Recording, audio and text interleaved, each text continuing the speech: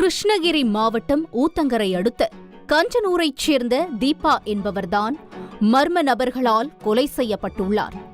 32 வயதான இப்பெண்ணுக்கு மாதேஷ் என்பவருடன் திருமணம் ஆன நிலையில் இருவருக்கும் கௌஷிக் தரன் மற்றும் ஷிவானி என்ற 2 குழந்தைகள் உள்ளனர்.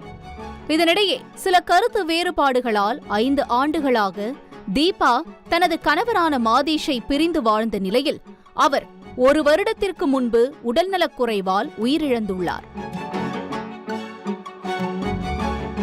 இந்த சூழலில்தான் கடந்த டிசம்பர் 8 முதல் போச்சம்பள்ளி பகுதியில் உள்ள ஓலா கம்பெனியின் கேன்டீனில் வேலை பார்த்து வந்திருக்கிறார்.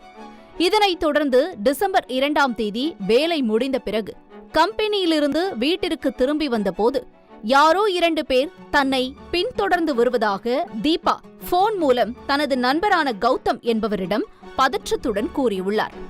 இதை கேட்டு அதிர்ச்சியடைந்த கௌதம், வீட்டிற்கு மெதுவாக செல்லுங்கள், நான் நீங்கள் செல்லும் பாதையில் பின்தொடர்ந்து வருகிறேன் என தீபாவிடம் கூறியுள்ளார். பிறகு கொஞ்ச நேரத்திலேயே தீபாவின் போனிலிருந்து மிதுன் என்பவர் பேசியிருக்கிறார். அப்படி அவர் பேசிக்கொண்டே இருக்கையிலேயே தீபாவின் பயங்கரமான அலறல் சத்தத்துடன் போன் துண்டிக்கப்பட்டதாக கூறப்படுகிறது. இதனால் ஆடிப்போன கௌதம் சம்பவ இடத்திற்கு விரைந்து வந்து பார்த்தபோது அங்கு ரத்த வெள்ளத்தில் மிதந்தபடி தீபா கிடந்துள்ளார்.